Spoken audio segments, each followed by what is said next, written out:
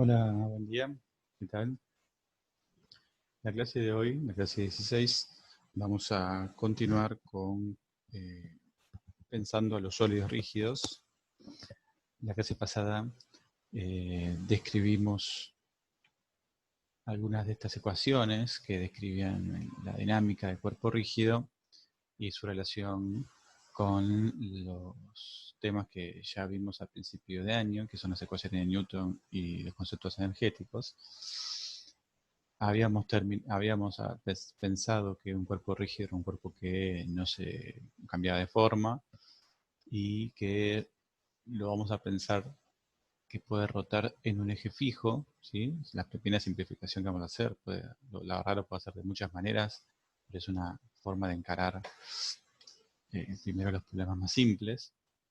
Entonces, va a ser un cuerpo que no cambia de forma y que su eje de rotación no cambia de dirección, ¿sí? Entonces, lo que habíamos presentado era que los cuerpos ofrecían una resistencia a la rotación. Eso lo habíamos definido como momento de inercia, ¿sí?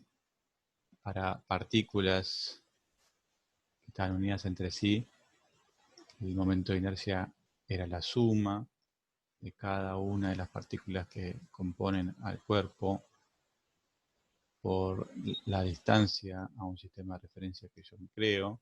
Esto había que hacerlo entre todas las partículas que formaban hasta la n partículas, ¿sí? Si era un cuerpo sólido continuo, el momento de inercia había que tener en cuenta las dimensiones del cuerpo, la distribución de masa, ¿sí? Habíamos dicho que el momento de inercia, mientras la masa esté más alejada del eje, era mayor. Entonces, esto hay que hacer un cálculo integral conociendo la forma del cuerpo y las densidades que tiene en cada lugar. Entonces, bueno, eso después vimos que se hace con tablas. En general se buscan las tablas de diferentes cuerpos, de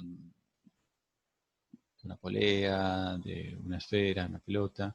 Eso ya está tabulado y se usa para no estar haciendo cálculos integrales que a esta altura ustedes todavía no lo aprendieron en análisis. También habíamos visto el torque. El torque lo habíamos relacionado un momento de una fuerza, un producto vectorial entre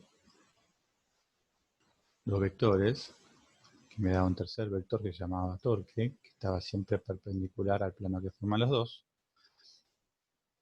y que esto, bueno, se podía calcular fácilmente con el módulo de la distancia entre el eje, el centro de momentos, el punto de aplicación de la fuerza y el módulo de la fuerza, y el seno que forma R con F, ¿sí? ¿Está bien? Bueno, habíamos visto la regla de mano derecha, ¿sí? Y también habíamos visto la ecuación de dinámica rotacional relacionada a la sumatoria de los torques netos con la aceleración angular. Y la ecuación de energía en cuerpo, la cinética rotacional, ¿sí?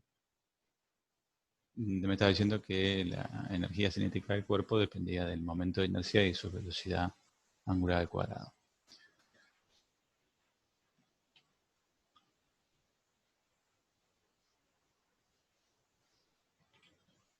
Lo que vamos a ver hoy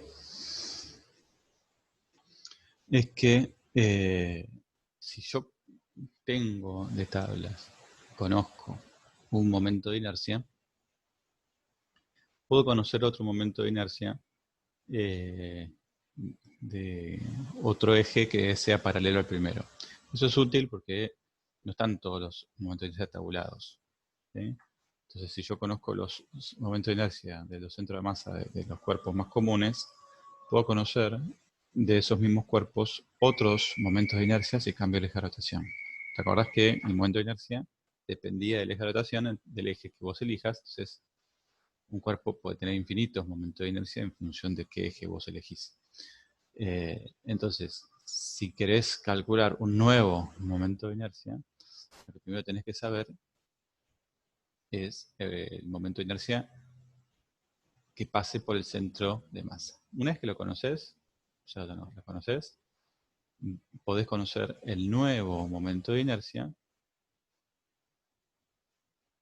de otro eje que sea paralelo al primero, ¿sí? Y que esté desplazado a una distancia d, multiplicando por este término que dice ahí, que es la masa del cuerpo, ¿sí? Y la distancia que vos corres el eje al cuadrado, ¿sí? Entonces, fíjense que primero que el momento de inercia que pasa por el centro de masa es de los más bajos, ¿no? No es, entonces cualquier desplazamiento que vos hagas del eje va a hacer que parte de la masa ahora esté bastante más alejada del eje, entonces se va a incrementar. Ese es un más, tiene que ver con eso, ¿no? Porque ahora parte de la masa ya no está bien pegada al eje, porque vos ahora la desplazaste más, se vas a tener más momento de inercia. Entonces cualquier momento de inercia nuevo va a tener mayor momento de inercia que el del centro de masa. ¿Sí? Entonces, vamos a hacer un ejemplo.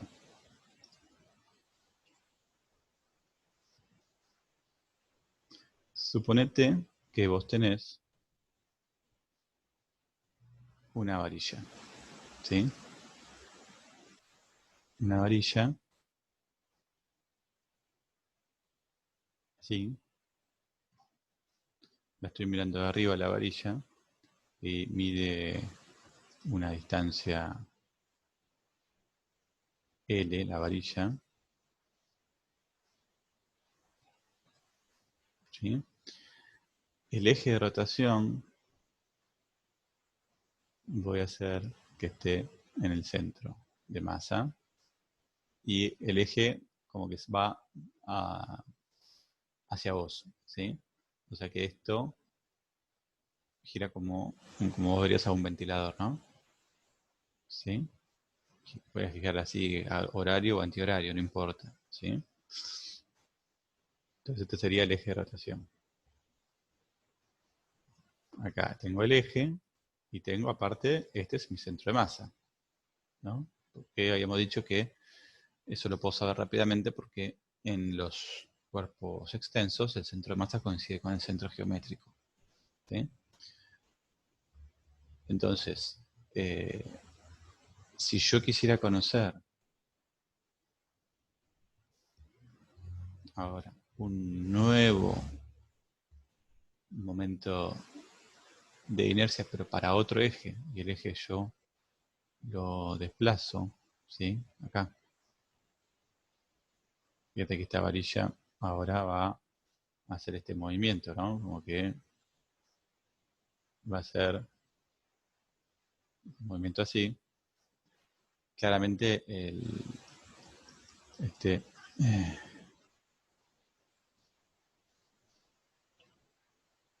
este sería mi eje prima, ¿sí? O nuevo, vamos a llamarlo nuevo, segunda nomenclatura, ¿sí?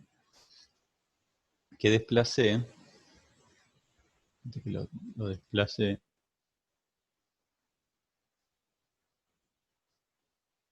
una distancia d, ¿sí?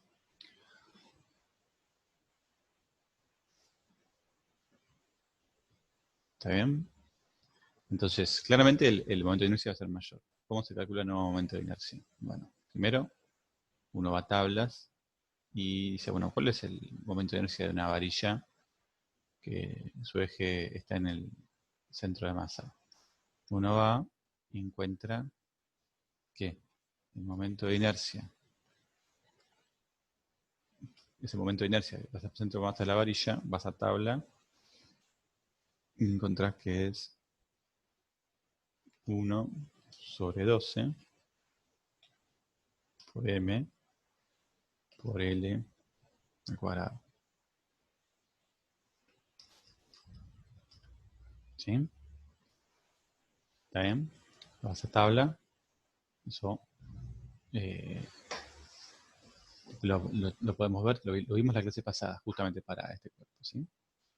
Entonces, lo que te dice el teorema de Steiner es, ok, esta varilla tiene una masa m, vos lo desplazaste el eje, una distancia d, esa distancia d, ¿cuánto d? Particularmente, el teorema de Steiner, ¿no? Steiner o ejes paralelos.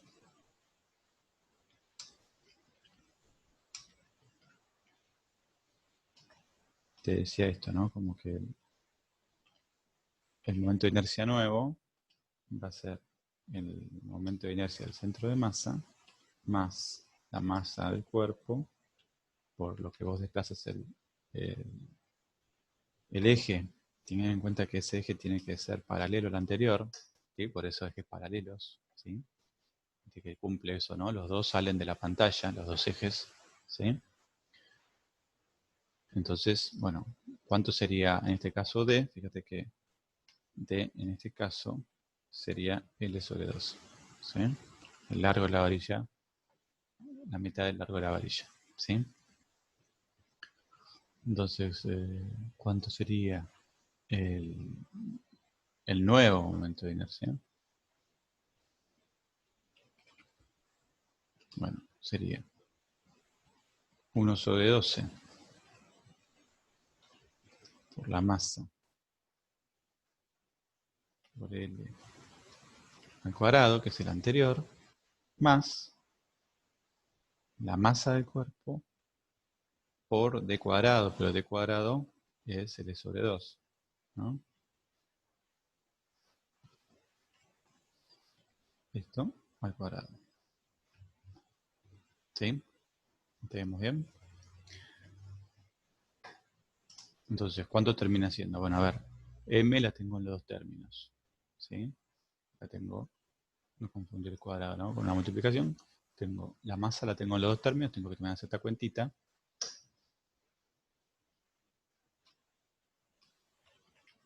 Y nuevo va a ser m, la masa del cuerpo L, la tengo en los dos términos, lo saco como factor común. Y me queda ahora que sumar un doceavo más un cuarto, ¿no? Porque tengo ese un medio al cuadrado, ¿sí?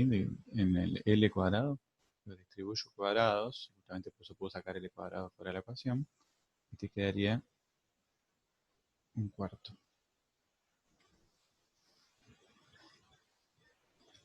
¿Sí? Entonces haces esa cuenta, un doceavo más un cuarto, te da un tercio.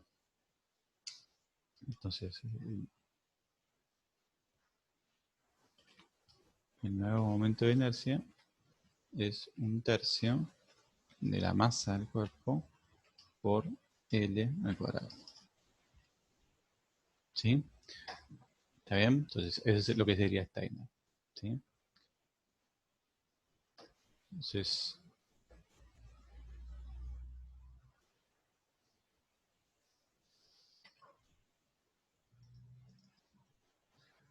fíjate, justamente lo obtuvimos eh, el resultado. Fíjate por qué.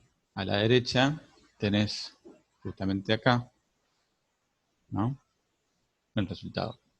¿Sí? ¿Está bien?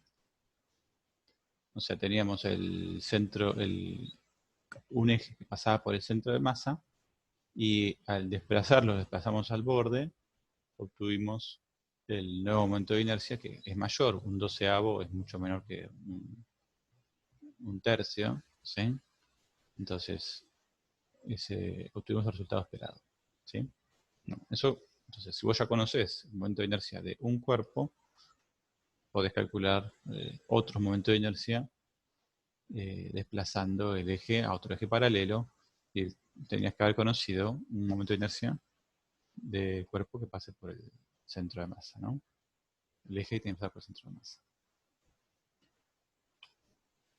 Eso nos va a servir ahora para lo que viene, que es la traslación también, ¿sí? ¿Qué es la rototraslación?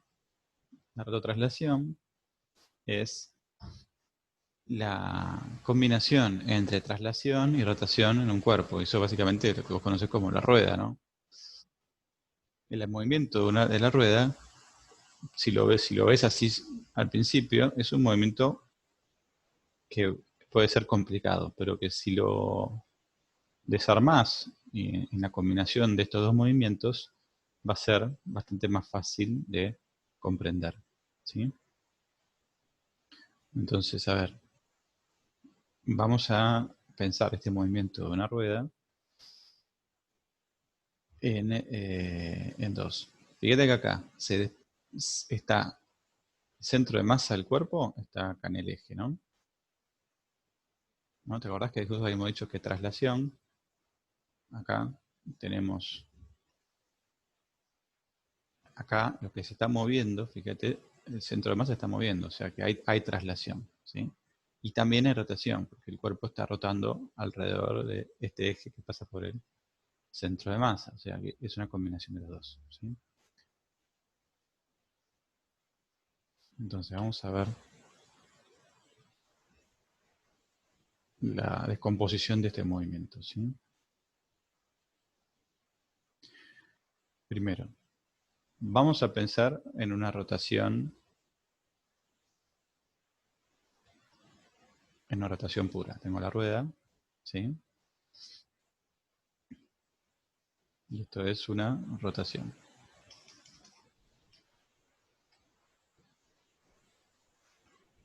¿sí? Y vamos a pensar que tiene el eje ahí en el centro de masa, ¿no? ¿Sí? ¿Cómo sería una rotación? Fíjate cómo sería el movimiento de las partículas. Yo te voy a marcar acá algunos puntos, ¿sí? Que vamos a estudiar. Vamos a estudiar este punto, este punto, este punto, este punto del cuerpo, ¿sí? Y este punto también. ¿Está bien? Entonces, son diferentes puntos del cuerpo, ¿sí? Yo te pregunto ahí, ¿cuál es la velocidad que tiene cada uno de los puntos negros cuando este cuerpo gira, ¿no? Y está girando, suponete que gira así, ¿sí? Entonces, ¿para dónde se dirige cada uno de los puntos que están en esa rueda, ¿sí? Entonces vos me decís, bueno, a ver, vamos a ponerle número, si querés. Esto es 1, esto es 2, esto es 3, 4 y el centro de masa, ¿sí? A ver, esa partícula 1 que está ahí, ¿hacia dónde se mueve? Bueno, si esto está girando en sentido horario, ¿estás de acuerdo que esto se mueve con velocidad tangencial hacia allá? ¿Sí? ¿Estás de acuerdo? Lo vimos en movimiento circular. La partícula 2 se dirigiría hacia allá, ¿sí? La partícula 3 se dirigiría hacia allá. La partícula 4 se dirige hacia allá. Y el centro de masa, ¿estás de acuerdo que no tendría velocidad? ¿Sí? ¿Estamos de acuerdo? Sería como una rotación pura, ¿sí? Alrededor del centro de masa. ¿Estamos? O sea, en las velocidades. Todas estas serían, por lo tanto, las velocidades, ¿no? Las velocidades tangenciales, ¿sí? Velocidad tangencial, velocidad tangencial, velocidad tangencial, velocidad tangencial, ¿sí? Ahora, una traslación, voy a tratar de dibujar una, una rueda negra también, sí, sería la misma, pero ahora pensando que esto es una traslación pura,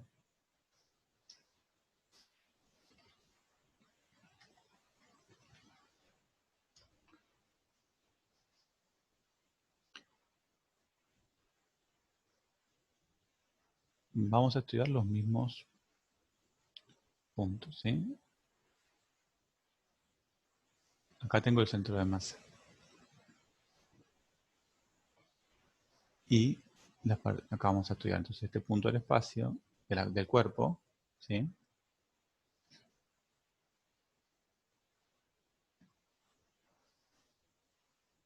Lo llamamos igual. 1,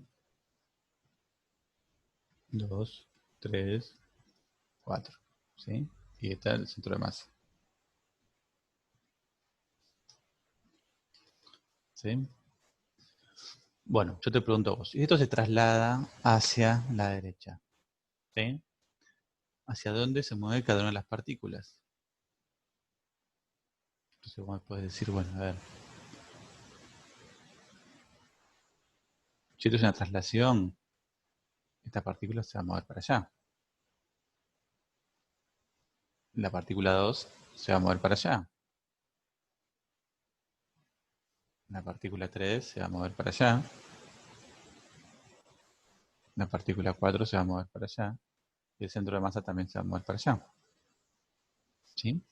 Entonces, la rototraslación dijimos que es una suma de estos dos movimientos. ¿Sí? O sea, ahí traté de dibujar una suma. Vamos a hacer un poquito más grande. Una suma. ¿Sí? Entonces, una suma, hay que sumar, ¿qué cosa? Toda la velocidad es un vector. ¿Sí? Entonces hay que sumar vectorialmente. Entonces voy a hacer ahora,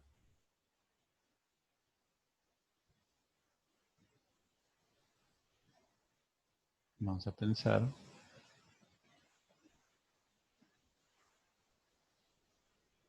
acá tengo a mi cuerpo, lo voy a desplazar un poquito para acá, para que me entre, ¿no? Tengo el mismo cuerpo ahora, lo estoy pensando. Vamos a pensar los mismos puntos también que estamos analizando, el punto 1, el punto 2.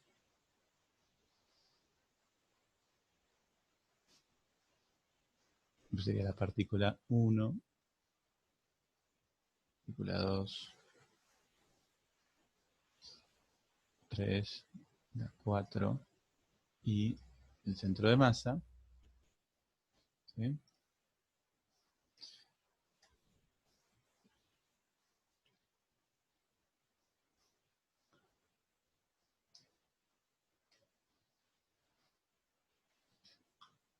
Bueno, entonces vos fíjate, ¿hacia dónde sería la velocidad de la partícula 1 que tengo que sumar vectorialmente? ¿Sí? Entonces lo voy a dibujar, la resultante la voy a dibujar en verde. Fíjate, si en el punto 1 tengo que sumar la velocidad tangencial de la traslación y de la rotación, fíjate que esto sería, tengo que sumar dos vectores que están orientados a la derecha. Por lo tanto sería el doble. Fíjate, así. ¿Está bien? Esa es la velocidad de la partícula 1. La partícula 2 se mueve tanto hacia abajo por la rotación como hacia la derecha, la partícula 2, ¿no? Entonces, si sumas vectorialmente con la regla de la, de la diagonal, te va a dar que la velocidad tangencial está en esta dirección.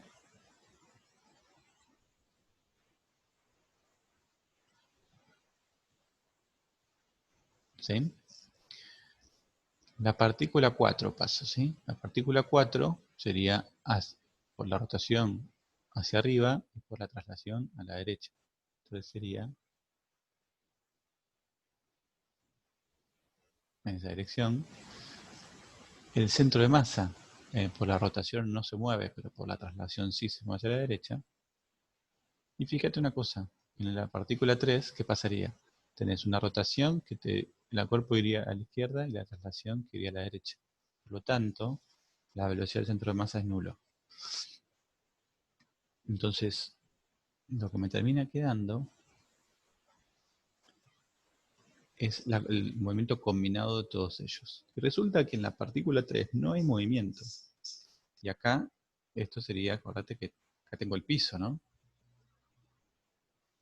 Si tengo el piso, es el punto de la rueda que está apoyando, ¿no? Vamos a dibujarlo en negro. O sea, tengo acá la partícula que está en el piso, ¿sí? Entonces, lo que me estaría diciendo esto, que el punto que está apoyando de la rueda no tiene velocidad respecto al piso, ¿sí? Entonces, eso un poco lo habíamos visto al principio de año, ¿sí? ¿Y qué quiere decir? Justo un punto del cuerpo que no está teniendo velocidad, y fíjate una cosita, todas las demás partículas se mueven perpendicular a él. O sea, te voy a dibujar acá en amarillo. Fíjate, la partícula del centro de masa y el 1 se mueven perpendicular a él. La partícula 2 se mueve perpendicular a ese punto 3. Y la partícula 4 se mueve perpendicular al punto 3. Y eso pasa solamente con la partícula que está en el eje. Que todos los demás se mueven perpendicular a él, resulta que solamente pasa con la partícula que está en el eje de rotación.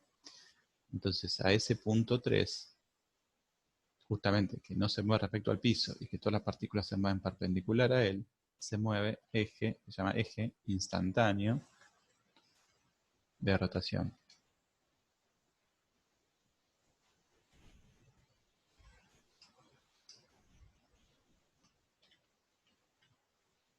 Perdón, se me pongo un acento.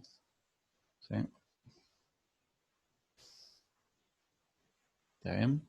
Eje instantáneo de rotación. Entonces, ¿qué significa eso? ¿Sí? Bueno, ¿por qué instantáneo? ¿No? Porque un segundo después, ese punto 3 ya no va a estar apoyando el piso.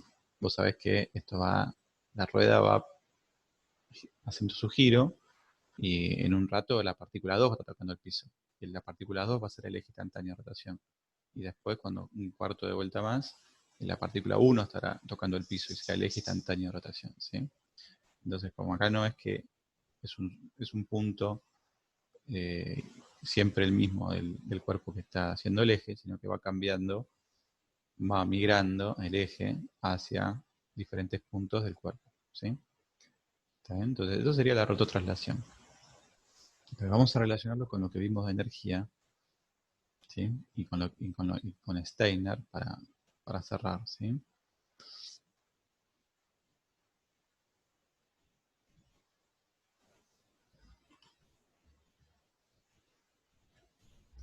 Entonces nosotros, fíjate que recién nosotros habíamos dicho antes, ¿no?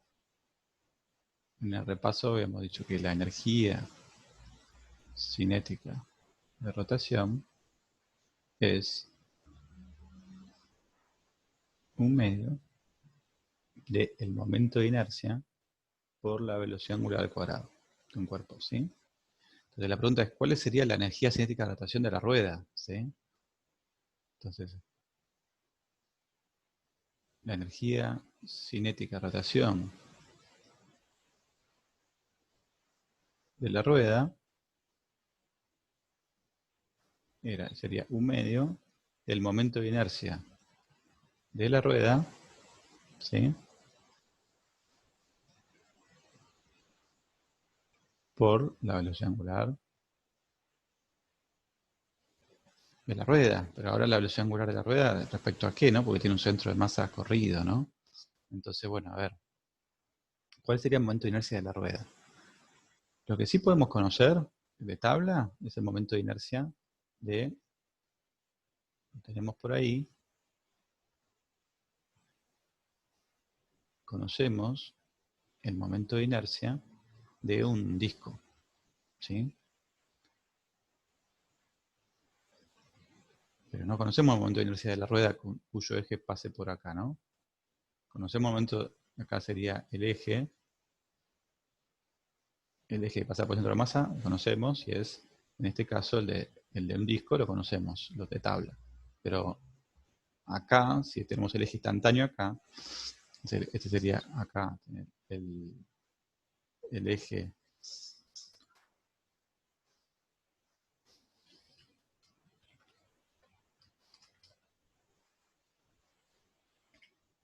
el eje instantáneo, su momento de inercia cambiaría. Entonces, ¿a dónde vamos? Vamos a demostrar que aplicando el teorema de Steiner y aplicando la ecuación de energía cinética rotacional, que te acordás, esta ecuación habíamos llegado que era la suma de las energías cinéticas de todo el cuerpo, ¿no? Nosotros habíamos llegado, y el ejercicio del 7 de la guía te demostraba eso, que esta ecuación llegaba sumando todas las energías cinéticas del cuerpo. Bueno, ¿qué pasa ahora si sumamos todas las energías cinéticas de la rueda? ¿Sí?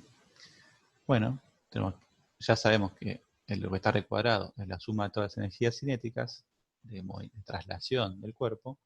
Vamos a calcular qué nos da eh, la energía cinética de rotación de la rueda. ¿Y a qué vamos a llegar? Y a lo que llegamos al final de la clase pasada, que la energía cinética de rotación termina siendo la energía cinética de la rueda, termina siendo una energía cinética de traslación más una energía cinética de rotación pura. ¿Sí?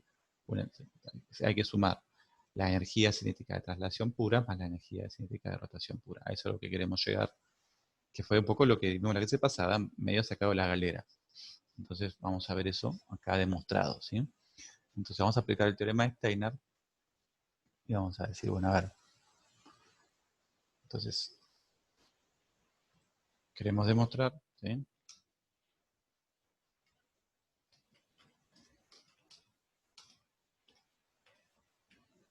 que la energía cinética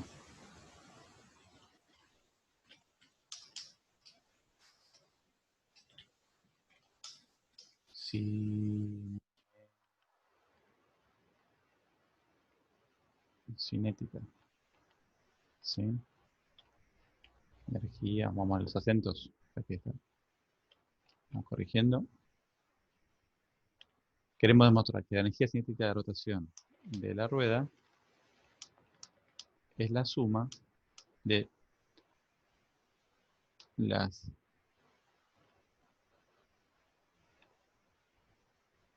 energías, la suma de la energía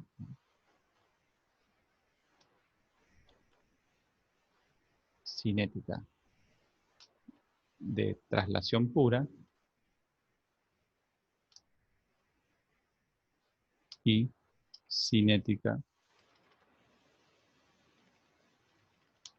de rotación pura. Cuando decimos pura, es que, bueno, traslación, todo como vimos antes, ¿no? Recién hicimos cálculo vectorial, ¿sí? Vamos a ver los acentos, ¿sí? Listo. Bueno, entonces vamos a demostrarlo. ¿Y qué hacemos? Partimos de esta ecuación, la ecuación de siempre. La energía cinética tendría que ser un medio del momento de inercia por la velocidad angular al cuadrado, pero la rueda lo que tiene es que, como vimos antes, cada partícula se mueve respecto al eje instantáneo y tengo desplazado el eje. ¿Conozco el momento de inercia de un disco? Sí, lo conozco. Si vas a tablas, el momento de inercia de un cilindro es un medio de la masa por el radio al cuadrado. ¿Sí? Entonces, ¿qué te dice Steiner? Bueno, te voy a decir, el momento de inercia de la rueda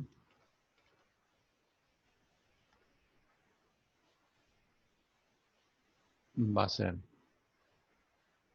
vamos a dejar un poquito más de lugar, el mismo que antes. Voy a poner acá abajo, ¿sí?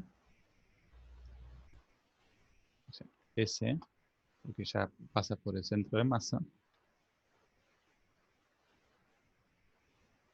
más el término de Steiner, que era la masa de la polea, o esta rueda, este cilindro, ¿sí?, por lo que vos desplaces el eje, acá estoy desplazando, desplaza D, ¿sí? Y nos podemos preguntar, bueno, ¿qué es D? D sería justamente el radio del, ¿no? De esa polea, ¿no? Al cuadrado. ¿Sí? Entonces eso por Steiner, ¿no? Entonces este sería el momento de inercia de la rueda. O sea, tendríamos que incluirlo acá en la ecuación. ¿Sí? Voy a copiar este término y vamos a escribir ahora. Bueno, a ver. Entonces, la energía cinética rotacional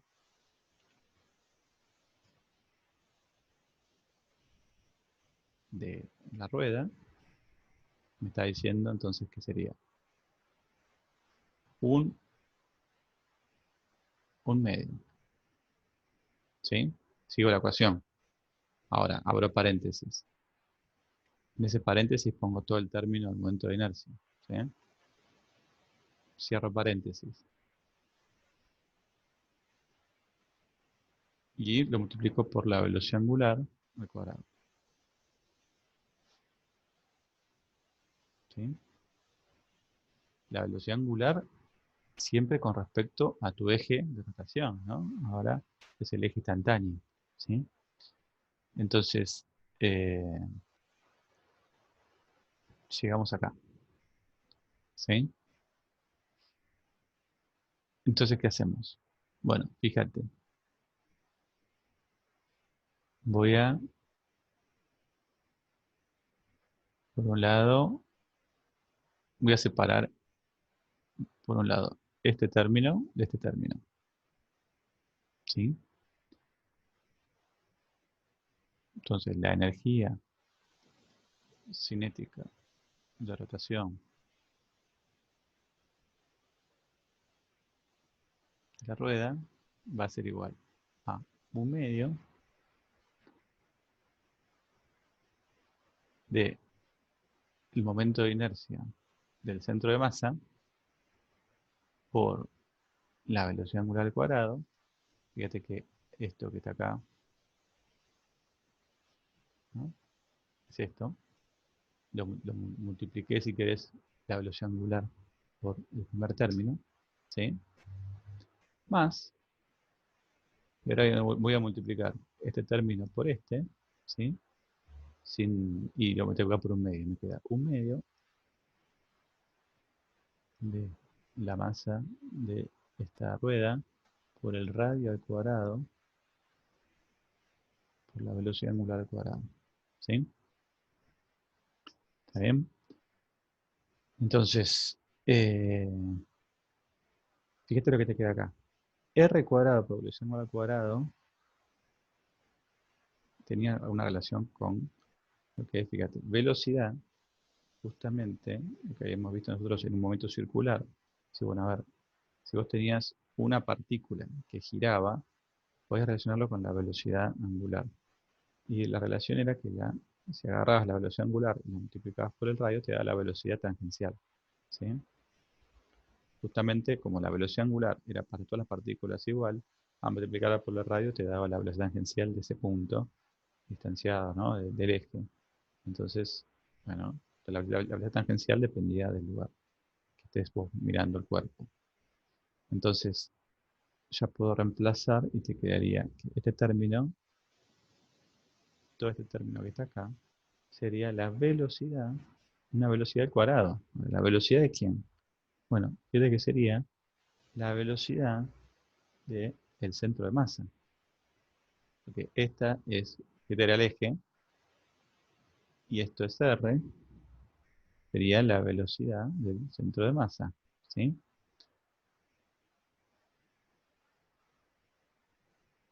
Entonces, esa es la velocidad al cuadrado del centro de masa.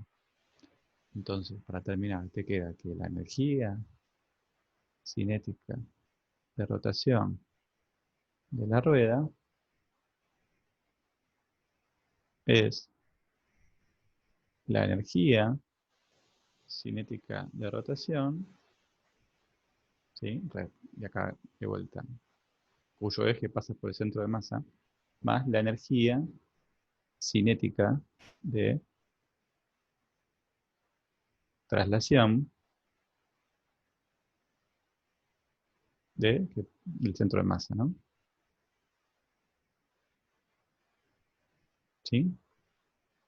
Entonces, demostrado que lo que charlamos en la clase pasada, de que vos cuando tenías que pensar la energía de un cuerpo rígido, habíamos dicho que la energía mecánica era la suma de las energías cinéticas y las energías potenciales. Bueno, acá estamos viendo que entonces que la energía cinética de una rueda en su conjunto se puede sumar la energía de traslación pura y de rotación pura. ¿Sí? Entonces con eso podemos analizar eh, lo que, los movimientos de traslación de los cuerpos, ¿no?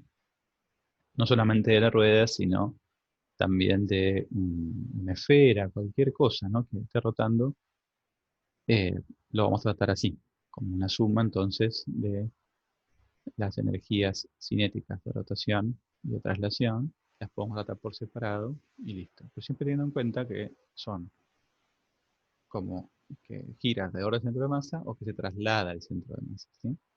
Por separado.